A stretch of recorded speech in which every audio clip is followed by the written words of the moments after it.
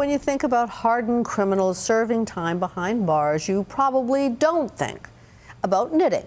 But in one prison in Maryland, 2 determined retirees are turning dozens of convicts into converts with the help of yarn, needles, and the zen of the stitch. Here's ABC's TJ Winnick. Barbed wire fences, watchman towers, and a group of men with felony convictions. I'm in for a second-degree assault. Possession. Hardened criminals. This is no white-collar country club. I'm arrested for kidnapping. Attempted murder. But listen a little closer, I love knitting. and you realize there's more here than meets the eye. I'm knitting a small hat for a kid. That softer side appears every Thursday around dusk, with 2 unusual visitors to the pre-release unit in Jessup, Maryland. Meet Lynn Zwirling and Sheila Rovelstad.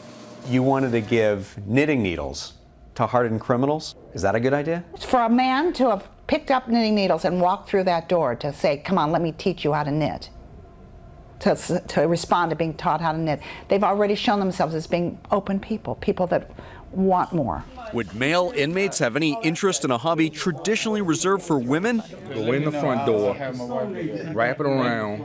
Lynn and Sheila still remember the Department of Corrections' initial response. They don't want to knit. What makes you think men want to knit? I said, oh, they want to knit. They just don't know they want to knit. You like it, right? Yeah.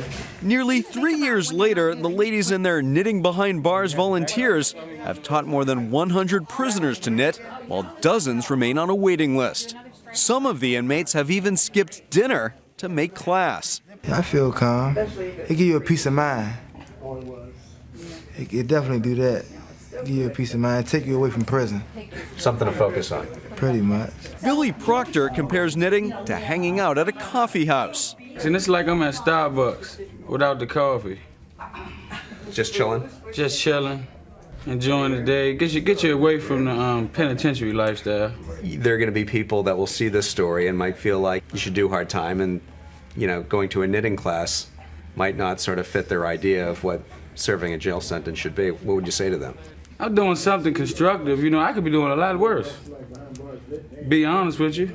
I could be running them up, being a pain in the behind.